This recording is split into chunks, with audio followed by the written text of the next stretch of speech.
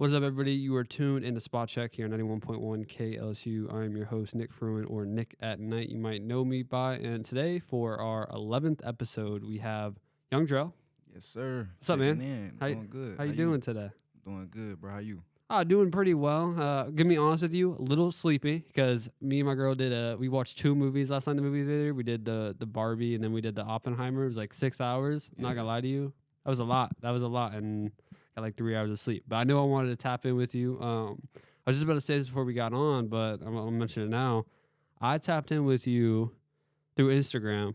Yeah. Originally, heard some of your music. By the way, my favorite song of yours, I'm gonna say right out the gate, I think is "Poetic Father." Okay. I love that track. Appreciate That's that. a good. That's a good track. But then I saw you live. I didn't know it was you. Yeah. It was at the Future X Youth Rave. Which, can you explain what that is to anybody that doesn't know what it is? Let's see. Or how'd you get involved with it? I guess. I got involved with it through a couple of friends and a cousin of mine. They happen to perform with them all the time, and the dudes who DJ, they willing to give anybody a shot that take the opportunity. Yeah. And I came in. I wasn't even supposed to perform. Yeah. And I went up there the first time, and I asked him could I slide a song in because he had things out of order, and I wanted to hype the crowd up, and I got it going. Yeah. Is that the night that you got on the ladder? No. Because that's the night that I saw you. That night I did the same thing. Yeah. And it's like when he see me, his face brighten up because he know I'm gonna get the crowd hype. Yeah.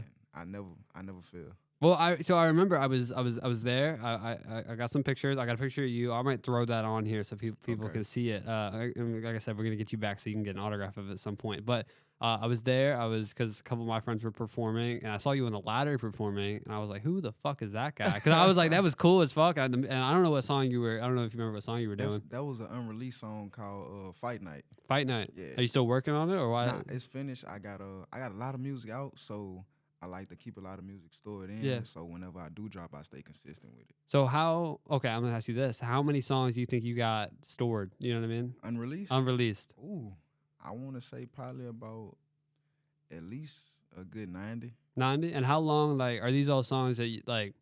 I guess what is the earliest song? You see what I'm trying to say? Like, how long ago was one of these songs recorded? And what's making you keep them? I honestly just did a track like 2 nights ago. So Okay. I stay consistent with it. I'm always recording. Yeah. So they might not see me drop nothing, but when I do drop, that's old to me. Okay. It's new to them. Yeah. No, that's so like. I guess how often? All right. We're gonna take a step back. We're gonna learn more about you. How did you start off with this? Music? Yeah, music. I was a lot younger than what I am now. I'm about to be 22 in August. So I started when I started taking it serious when I was like in like 6th grade, and I started putting my life within my music. Are you from Baton Rouge? Yeah. Oh, okay, cool. And I started putting my life in my music, and I found a way to analyze and really express myself and express what I'm going through to get other people to open their eyes so they wouldn't have to go through certain things that I visualized as a kid. Yeah.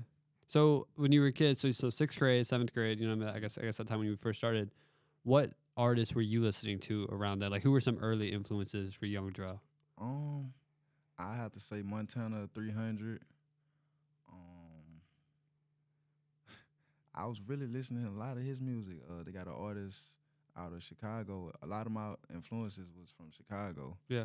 And like the drill scene specifically? Yeah, that type of stuff? Okay. Because it was like I had a lot of violent stuff that was going on, and that usually that'll hype people up, but it keep me calm. Yeah. Because I can relate to a lot of stuff I dealing with that, and I got other different type of I don't even know how to put that different genres of music that I listen to as well. So what's Not just drill. Okay, so what else do you listen to besides drill? What's some unexpected stuff that you listen to? Like, what were y'all listening to when you were driving over here? Me? Oh, you? I Okay, nice. Me. Yeah. I happen to do that a lot. I listen to my music. Yeah, a lot. might as well. Yeah, you know it's good. I think I'm my favorite artist. Yeah, that's hey, at least I think you should be. I know some artists who I mean, it's okay for them not to be their favorite artist, but the fact that, you know what I mean, like if you don't even like your stuff, how is somebody else supposed to like your stuff? You see what I'm saying? Right. I explain that all the time. Yeah. Okay, but so what other genres? R&B. I try to listen to all type of genres because when I make my music, I like to mix it up Yeah. and come with different flows, with different beats, Mm-hmm. and, different styles, Yeah. different visuals for my videos. I do like your videos. That is one thing. Appreciate that. I do like your social media presence. You're a lot more. You're very consistent with like the image that you put out and everything, and the videos you do. So shout out whoever shoots your videos. They're pretty solid. No, so one thing I guess if we're gonna get into the drill stuff. So you said earlier that drill it is violence and there's parts of it. So for people who maybe aren't accustomed, so maybe you know what I mean. I don't come from a background where there's violence and stuff like that. Mhm. Do you think that there's an avenue for people like me to enjoy your music? You know what I mean? Or do you want? It's a way that you can enjoy my music because I explain stuff that I go through, so you don't have to go through it Yeah. if you can understand it. And I kind of explain stuff that I've already been through, stuff that I'm currently going through, and where I'm trying to be through my music, and how I work on where I'm trying to be, not just what I want. Mm-hmm. I explain sometimes like the path that I take when I make steps to make a change. Yeah. And I have kids now, so. Oh wow! Congratulations. Yeah, thank you. And it's like everything I do, I got to think about them first. Mm-hmm. And a lot of people don't tend to do that. They just make their move or not make a move at all. So anything I do, I put them first, and I think about where this leave them if I make any move and decision. So you're not only thinking about yourself anymore. It's a bigger picture. You got more people to think about. That's respectable. So I guess say after this, I'm going out tonight. Somebody asks me, "What'd you do today?" And I tell them, I interviewed somebody earlier. I'm interviewing you now. And they're like, "Okay, Young Drell, what song should I play for them? If you could pick, you know what I mean? If I could pick, I have to say, we're turning up. We're going out. You know what I mean? We're hitting a couple clubs. Where should we go to? A couple clubs. I have to say Rasta. I got an album that I just released not too long ago called Off the Dome. Off the Dome. Okay. Yeah, You want to talk about that? Yeah, we can. So when did that come out first? Let's get the. I don't really remember exactly what date I put on it, but it was recent. Not even like in the last month or two, or probably like 2 or 3 months. Okay. Yeah. So Off the Dome, last 2 or 3 months, and what were you trying to? What was the message you were trying to get through with this album? Like, what was you going into it? What were you trying to record? I didn't have a direct message. It's just why I hit the studio and I punch in back to back, and just whatever come to my mind, I let it out. So where do you get your beats from mostly? Like for this album? This album right here, I was just finding them on YouTube, and I was just taking them and just any beat I listen to, if I like it, I record it right then and there. Oh, that did. Yeah, so it sounds like you're do it yourself. You know what I mean? Yeah. You get right to it. Yeah. Okay. So how long did it take you to record Off the Dome? Not that long. I want to say within a week, I was at like 15 songs. How long was the album? I think I had like 27, 28 songs on it altogether. Yeah. It's a true album, not like a 5-song mixtape. No, like a little EP or something like that. Which is, I'm not hating on the EPs. I think it's cool, especially if you're trying like a new sound. Like, you know what I mean? Say you try to do a more like a boom bappy, you know what I mean? Sound. I don't know if you've ever done that before, but if you ever did try to do it, maybe you want to do a 5-song EP before you put a whole album out to see if people are rocking with it. So what I'm gonna ask you is, obviously when you make a song, right, and maybe you don't know if it's good or not. Okay. Who do you go to play? Like, who do you send the song to? And in their opinion, you're like, okay, if they rock with it, then it's a good song. I got a few people. My dad, I let him check out everything before anybody. Yeah. He the very first person. Y'all are close? Yeah. Nice. We close. And I have to say one of my little cousins. And probably my girl. Okay. Yeah. Some very much a family man. I like that. You know what I mean? Yeah, you got to keep it close, So I guess when you were coming up, because I do believe like a lot of my musical influences who I like was my parents gave to me. You know what I mean? So I mean, what was your dad playing for you? You know what I mean? Or your parents? You know, what were you hearing at the house when you were young?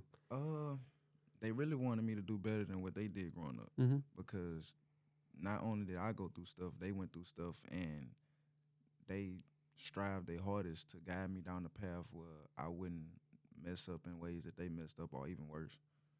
So yeah. So okay, so you're from Baton Rouge, and so a question that I like to ask a lot of artists here is, do you want to stay in Baton Rouge long term, or is that have you thought? Nah. Okay, so you already know. Yeah. All right. So where would you want to go? I got a few places in mind. Top three. Let's hear it. Top three, Miami, Florida. I love Miami. Dude, so that's have you okay? That's all right. So I spent a lot. I kind of grew up in Florida. I'm not from Florida, but I grew up there, like down in Orlando and Panama City. So not exactly Miami, but I hear that from a lot of people. They want to go down. Is there any reason why? Just I done been out there a few times. Yeah. And it's a wonderful scenery. Oh, 'cause absolutely. You got a lot of tourism there. You go there. You better have some money. I know that. true. Yeah, you can't be you can't be broke and going to Miami. You can't go there broke. But I like the scenery. It's a good environment. It's free environment. I like palm trees and stuff. And I went on the jet skis out there, and me and my daddy was on them. And that sounds fun. Yeah, it was until we flipped. And the dude that was guiding us out there, he didn't tell us that they had sharks in the water till after the fact. They do. Yeah. You want to know a story? What's up? So when I was younger in Florida, there was this place in Panama City. There's this little island called Shell Island, right? You got to take a boat to it. You go camping there and shit, right? Yeah. And so me and my friends, we would go out there, spend a couple nights there or whatever. And so we would fish and we would catch sharks every once in a while, right? And so I remember vividly like catching little baby sharks and stuff like that, like when I was a kid and stuff. Yeah. And one time I had a friend, he was a little crazy, you know what I mean? Like the good type of crazy, you know what I mean? And he was like, Nick, let's have, that's actually kind of messed up. We had these two little sharks and we made them fight each other like on some that was super wild. But no, like there's so like a lot of people don't know that like down in Florida there are sharks everywhere, obviously, like right off the water. I got stung by a bunch of stingrays and jellyfish as a kid. Yeah, that's it's not fun, let me tell you. That's I don't know if you know how to deal with a jellyfish sting. No, I seen them before when I was at the Seaquarium out there. Yeah, no, you can like, so if you ever go to the aquariums and stuff like that, you can actually like touch the like the stingrays at the top of them and stuff. Yeah, but don't fuck with the tail because I had one. I think I was waterboarding and it fucking wrapped around my leg and that shit did not feel good. Yeah, no, I haven't been back to Florida in a while. So okay, so you'd go to Miami first, but say you can't go to Miami. Florida doesn't exist anymore. Florida don't exist. Yeah, I'm gonna have to take it out of the country. Okay. Probably have to say Jamaica. Okay, why Jamaica? For one, I never been, and I want to see how it is being in other environments that's outside of everything I done been around. Yeah. Because I done been to nearly every state in the United States. Oh, really? Except for like Hawaii. Have you been to Alaska? Yeah. Oh shit! Damn, how was that? I really want to go to Alaska. It was nice. What were you up there for? I used to travel a lot dealing with music, and also I used to travel with my dad because he drive 18-wheelers and stuff. So okay. He was hitting state to state. Yeah, that's dope. That is one part I've always liked. Truck drivers who do shit like that because like it seems like a cool job. You know what I mean? You got to drive around a lot. You kind of do your own hours and everything like that. No, I've only been west of like farthest west I've been is like Texas. So I've never been. I'm an East Coast guy. Like you know what I mean. This is haven't really been a Southern guy for too long, but on the East Coast is where I really grew up and shit. But I really want to go to like Colorado and like it's nice out there because I like nature. I'm really big into like I've been hiking a lot recently. Not too many hiking spots in Louisiana, unfortunately, but it's just nice to because for me, like you said earlier, we both keep busy. You know what I mean? So you keep them busy doing like high energy shit. But then you can just go and chill and actually like de-stress and like, you know what I mean? That's what nature does for me. It's the fact that it's just like, it's very, I mean, I'm sure it does for a lot of people, you know what I mean? But that's why I want to go somewhere like Colorado where it's just like actually. It's nice out there too. Oh, for real? Yeah. So, okay. So I'm going to rephrase the question a little bit. You have to move this weekend and it's a permanent move. So you get a one-time move and for the rest of your life, you have to live there. Now you can like travel from there, you know what I'm saying? But like this is like home for the rest of your life. Okay. It can be out of the country. I have to say, Dubai. Dubai. Yeah. Okay, that's fly. Yeah, is that why you want to go? That's so some fly people. No, dude. I feel like if you go to Dubai, you're automatically gonna get rich somehow. You know what I mean? Like, you just because I do believe I want to know your opinion on this. I heard people say that you are who you surround yourself with. You know what I mean? Like. And if you go to Dubai and surround yourself with a bunch of rich guys or rich people, you know what I mean? It all trickles down or something like that.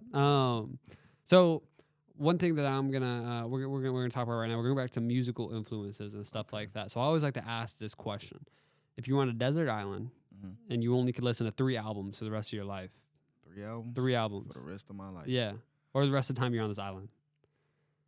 I have to pick 3 of my albums. Okay. Okay. Okay. Not 3 of your albums. Okay. You can have your entire collection too. So you have Okay. your collection and 3 other albums. I do like the fact that you were. I really respect yeah. that though. I don't know any names of albums by heart. Mm-hmm. Well, okay. Okay. How about just 3 artists? 3 artists. Yeah.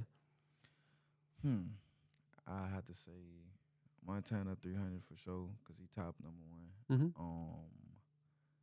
I've only heard like a song of his before. Yeah, I don't have any artists clicking in my head right now. No, you good.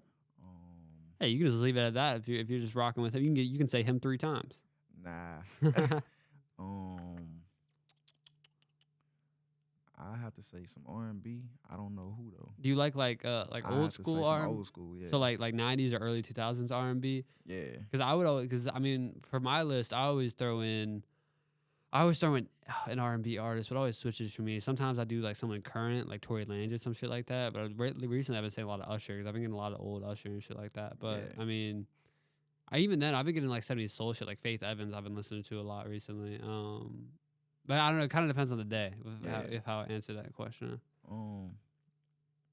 I'll pick 3 genres. Let's do 3 genres. So 3 genres. It'd have to be hip hop, rap, Okay.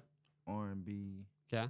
and like soul music. Soul music. Okay. I feel like that covers all the bases. You know what I mean? No, that's fair enough. I actually might start switching the question up to more genre, because I feel like genre. You know what I mean? Artists, because that's a hard question. 3 artists in the sense of like, because there's so many artists and there's so many, especially albums. Trust me, that one's a thumper. But genres, I might have to start doing more. So Off the Dome came out 2 or 3 months ago. Yeah. How often do you release an album? It sounds like you're pretty quick at making them. I strategize with my music. So what I normally do is I'll drop an album either once a year or at the beginning, somewhere in the middle of the year, and at the end. Okay. So 2 to 3 albums. Yeah. And so this one that you just dropped would be one of the middle ones, right? Or kind of, I guess, because they're dropping the 4th, 5th month. So at the beginning, middle. Yeah. So do you have another project coming up soon or anything like that? Yes. Okay. What's that one? It's called Party Violence Part 2. Okay. Yeah, so what was part 1? Part 1 was Party Violence, and it's basically where like I'm making music for when I go perform and get parties and clubs hype. Yeah. And it's like you in the zone while you listening to the music, and this is the type of stuff that's going on when you listening through my music. So when you're making these songs, you find these beats. So do you find the beat and then write the lyrics to so you don't have lyrics and then find a beat that fit it. Nah. Okay. Cool. Sometimes I find a beat, write a hook or write my verse and come up with a hook later, or if I like the beat, I just record. Or sometimes if I'm going through emotions, any vibe that I'm in, I just find a beat to go along with my emotion. Okay. So one thing I always like to ask is, because this whole podcast is about finding local artists and Baton Rouge artists and stuff like that. What other artists in town are you rocking with? That have your stamp of approval, I guess. It can be no certain number. It can be 1. It could be 20. It could be 0. I don't know if there's any that you're rocking with. I know that we have I go on your Instagram. There's a couple mutual guys that we follow. So you know what I mean. It's some underground and local. Okay, so what's the underground? It could be like third cousin who just released his first song, like 4 followers on SoundCloud. Anybody, like, they don't got to be popping or anything. I forgot his artist name. I think it's SV something. I think I know who you're talking about. Yeah. I think I tapped in with him. Yeah, that's my homeboy. His name's Sai. Him and my cousin, they be on the music a lot. Well, because I think they were at the show. They turned up. No, they did. Yeah. So so how do you know him? How are y'all tapped in? We went to elementary together, and it's been a long time since we seen each other, heard from each other and stuff. And I was talking to my cousin one day, and we was going over some music and different strategies and stuff. And he ended up bringing his name up, and I was like, I know that's not who I think it is. You sure? Like that's the only person I know with that name. And he put me on the phone with him, and me and him chopped it up and stuff, and caught back up. So are these like potential features? We already got some. Okay, it's already out? Nah, it's not out yet. It's unreleased. It's coming out. Okay. So do you do a lot of features? Do you do, you know what I mean? I try not to. Why not? Because you gotta have a business mindset for me to work with you. And Okay. a lot of people I see that make music, they like to take it. I'm not gonna say they play around with it, but it's a passion for me. So I take it serious, Yeah. and I put my all into it. And some people might make a song because they in the mood to make a song, and then they stop making music, or they don't really push as hard as I see other people that have potential or myself. Yeah. No, I mean that makes again what I said earlier. Like if you don't take yourself seriously, why should anybody else? Yeah, Yeah, like you know what I mean. It all starts with you, you know, and yeah. the energy you carry. One thing I got to ask about: what does BTG mean? BTG, that's an acronym that I came up with, and Yeah. I want to say around middle school, Okay. and it Oh, it's stands been for a while. All right. yeah, Yeah. Yeah. it stands for born to grind. Born to grind. Yeah, Uh, born to go and born to grind. and you feel like you were born to grind. Yes, indeed. Okay, fair. No, no, fair enough. And I listen. I respect that. I was just talking about that. I did an interview earlier with 808 Taj. I don't know if he did. The guy, he shoots videos. I think I heard of him. He does like all the filmography in town and everything like that. And you know, we were talking about that we were both kind of like workaholics and stuff like Yeah. that. So when you're not working, Mhm. what are you doing? Like if you weren't here right now, we weren't doing this If interview. I wasn't here, Yeah, what would y'all be doing? I'd be strategizing, making money. Okay. Yeah. Yeah. I try to pick up different occupations Mhm. and strategize because one occupation ain't gonna work for me. Yeah. What if that fail later on? You need I gotta have multiple something to revenue back it up. streams. Yeah. Yeah. So what's okay? So, I mean, I've never touched about this on the podcast before, but I would love to talk about this. So, say there's a kid around my age or around our age. I'm 21. You're 21 too. Yeah. And he needs to make some money, right? Okay. What would like what can you give him some little tips? You know, maybe not specifics, or maybe you can. You know what I mean? But like, how can somebody become someone who can hustle, a hustler? First off, I ask a few questions to find out his interest, Mhm. and I give him different routes to go in and help him strategize on where he can get started because I've looked into a lot of different stuff and people tell you, oh, you can do it, you can do it. Sometimes this stuff takes money to Yeah. invest, and if he not working, I tell him get a job first and save to the side so he can invest to his own business. Yeah. People always want to work for themselves, Mhm. but sometimes you got to work for other people in order to gain and build in order to start working for yourself. Got to get your foot in the door somehow. You Yeah. gotta like so. I mean, for example, like so I know some artists who you know they want to do certain features, they want certain equipment, and I'm just like, listen, man, like I understand, but you got to get it somehow, and no one's Yeah. gonna pay for it for you. You know what I Right. mean? Like And you got to ain't make it gonna be happen. handed to you. Yeah, I mean that's and I understand like that's what obviously somebody it'd be great if it could. You know what I mean? It could be handed to you, or if and I don't know. I think it's really kind of how you were brought up as a kid, to be honest with you, and kind of Yeah. like because my dad was the same way where he was always working type shit. Like even if he could get given to you, he'd rather pay for it himself. You know what I mean? I feel Yeah. like that kind of instill. That's I mean you know that's where you learn from. Okay, so first you would ask them their interests and stuff Yeah. like that, Mhm. and then you would strategize with them and figure out because I feel like that's important. You should be Yeah. actually interested in Find out what you like or what's your habits. Yeah. Like what you interested in doing. Mm-hmm. And if you've tried that already, find a new interest. I True. even give you some ideas of stuff that I done did or what I'm currently doing. Okay. And see if you want to join on helping me. Yeah. And I'll, break bread with you and throw you something to the side. Yeah. I mean, I feel like I feel like the best way to learn if you like or not like something, do it. You see what I'm Yeah. saying? Like I mean, I've tried. Try to find interest in it. Yeah, I mean, I've tried. Like when I was earlier in college, I was working a lot of restaurants and shit like that. Now I know I never want to do that again, but Yeah. because I did it, you know what I mean? Because fucking customer service sucks. I hate doing that shit. I was a manager at a poke shop, which is like sushi, you know what I mean, type shit.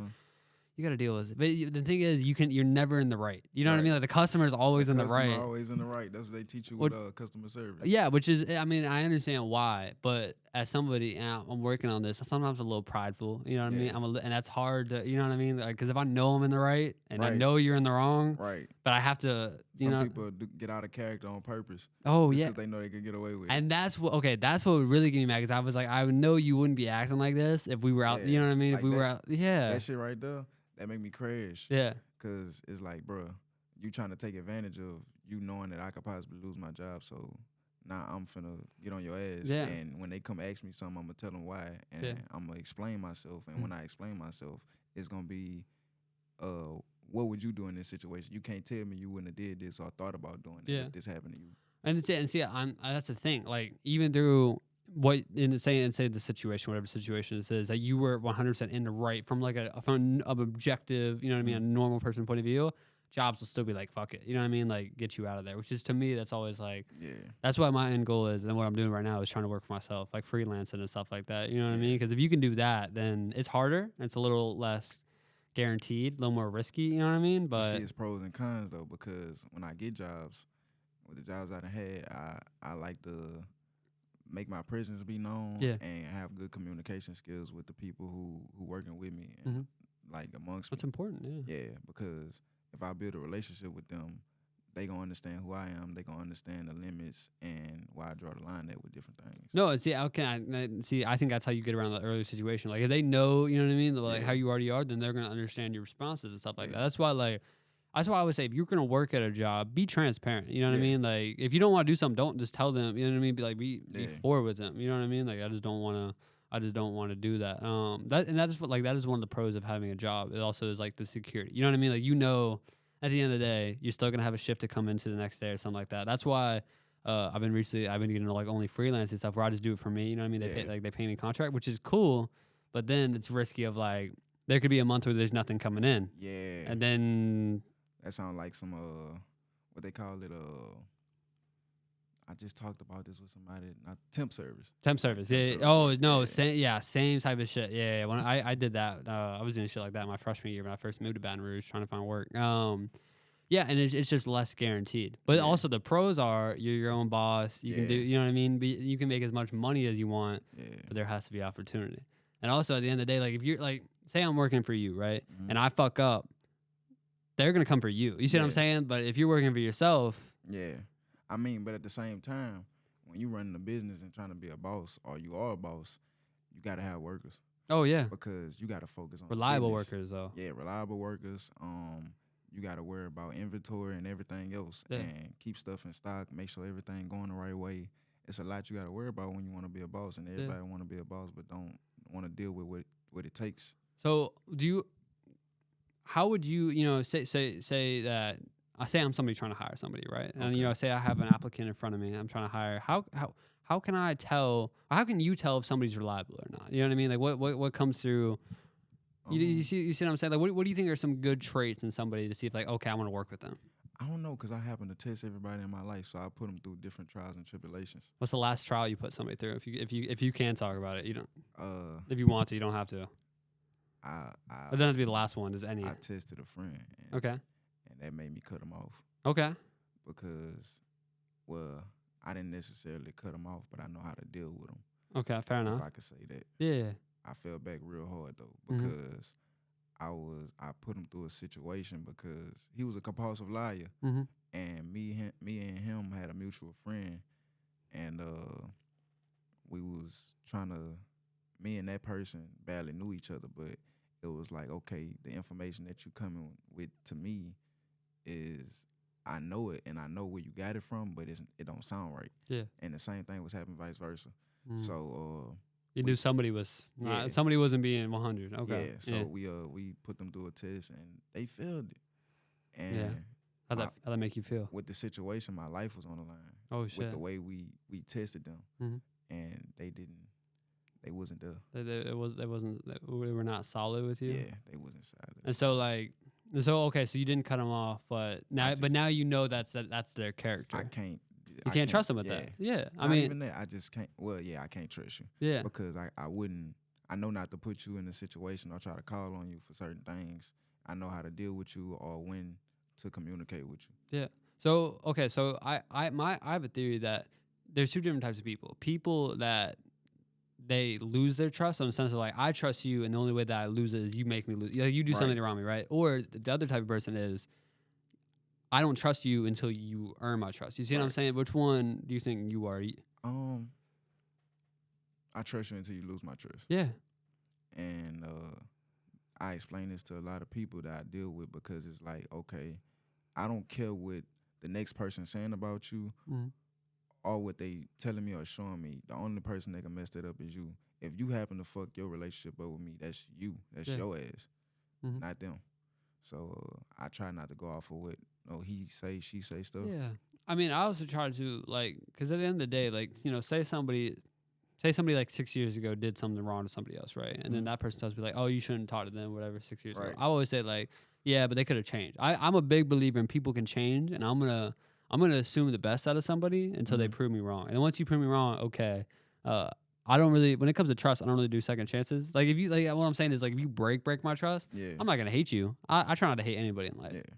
but we're not gonna be the same. You know what I mean? Like it's Right. gonna be Not a only little. that is you coming to me with a story or telling me something and trying to fill my head up with information about this person.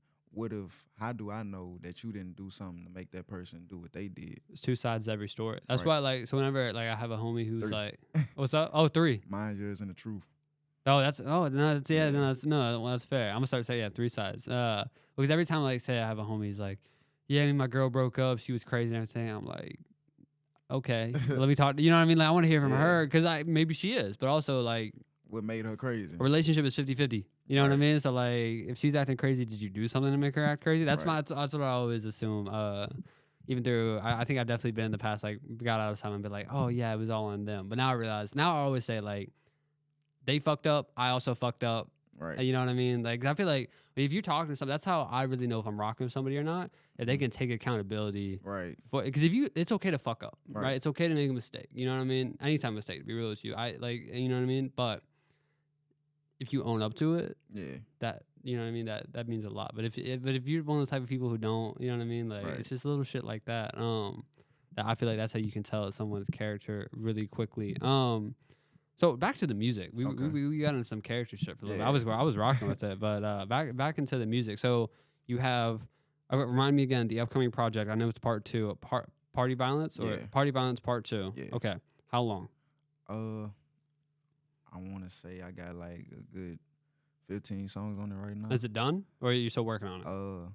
When I reach like 10 through 12, I say I'm done. Mhm. But I always happen to go back and add some more stuff.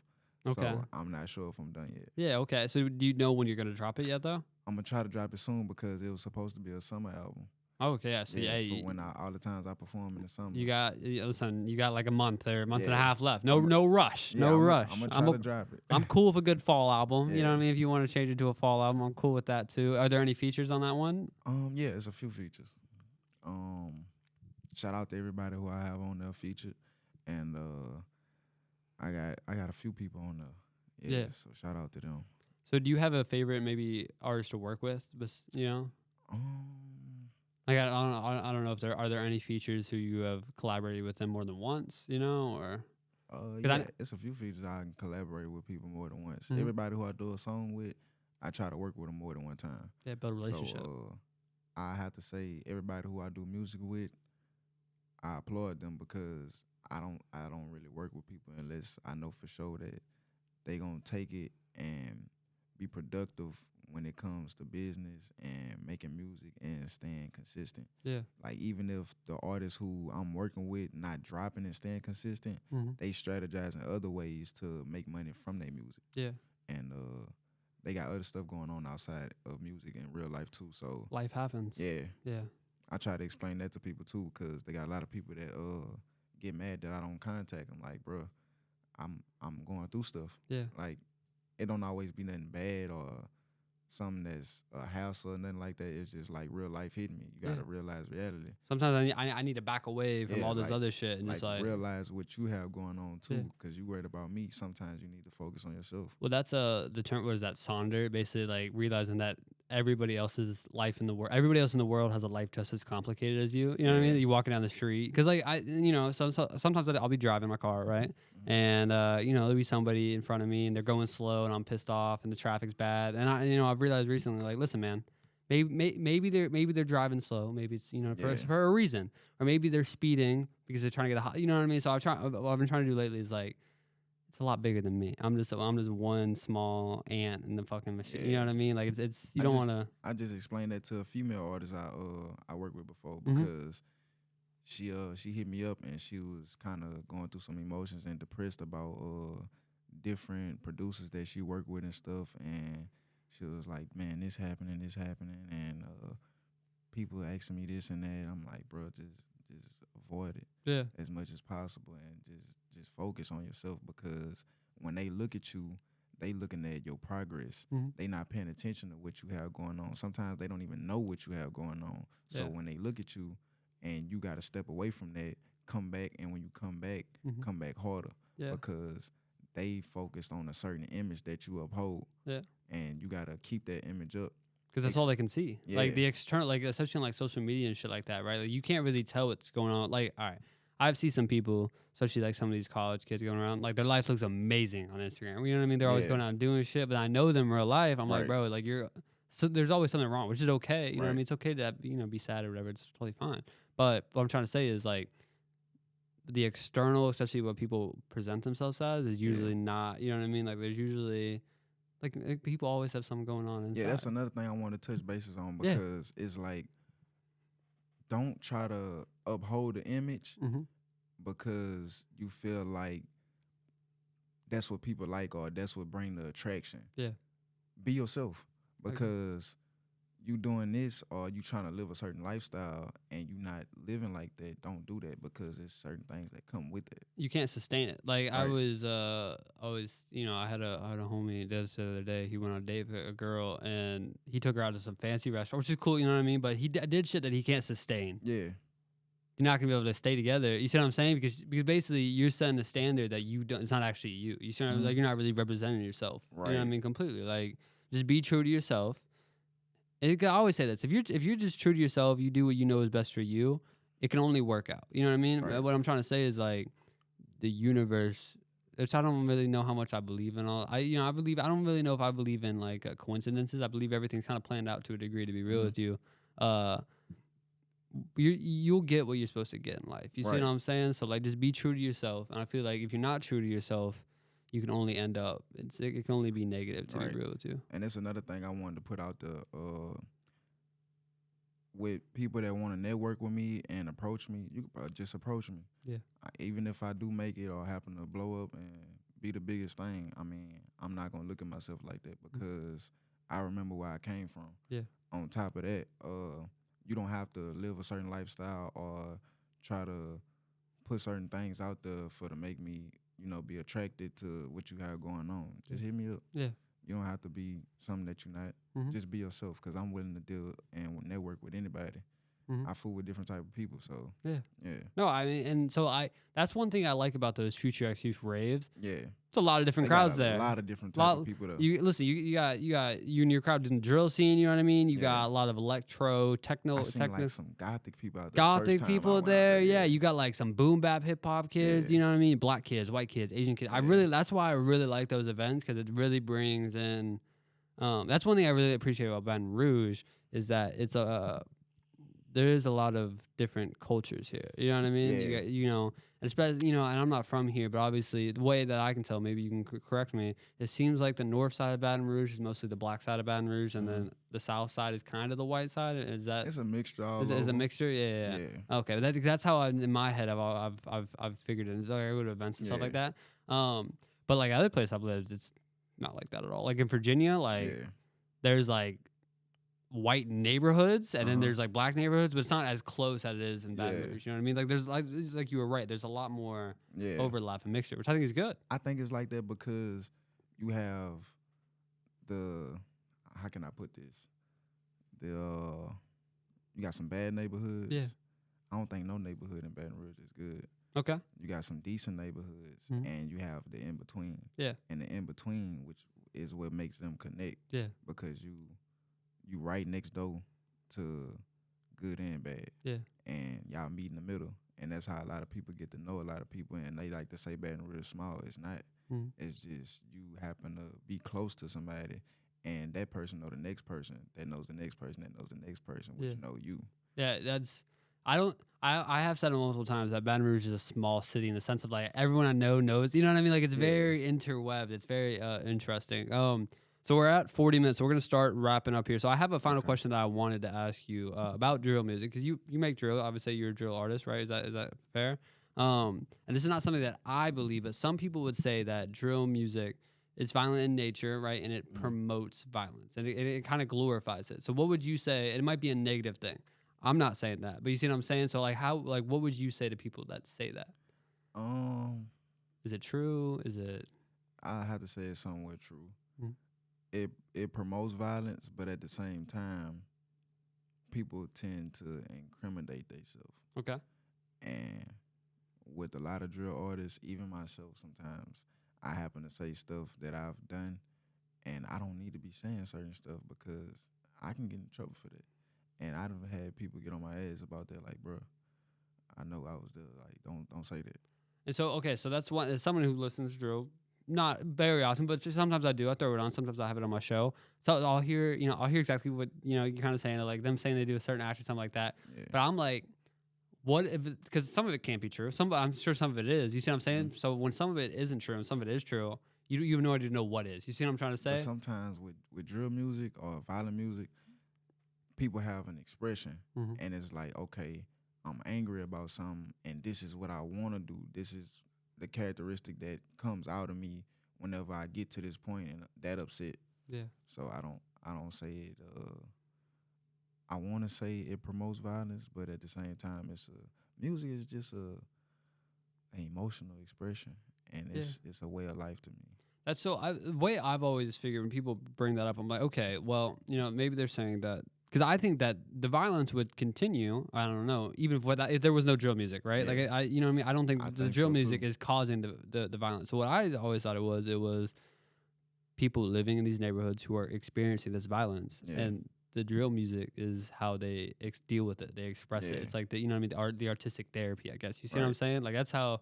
Because when people say that, I'm like, okay, like let's stop every drill rapper and let's see if it stops. Right, but sometimes the people that listen to that, it's a vibe to them because you might see, let's say you go to a car meet or something, and you might hear all this type of music, but nothing happens. Yeah.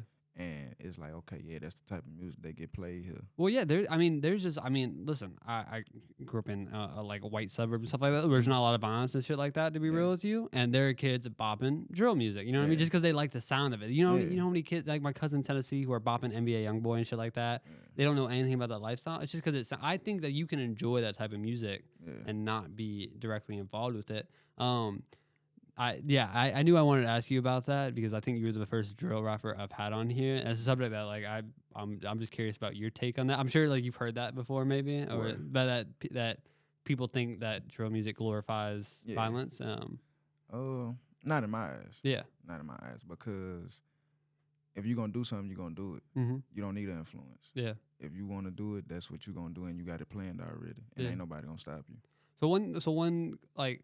When it comes to drill music, so obviously if you don't have to talk about this if you don't want to. Okay. So obviously, say you make a song and you mention some things that you've done. Obviously there are things that people that you've done this to. Mm-hmm.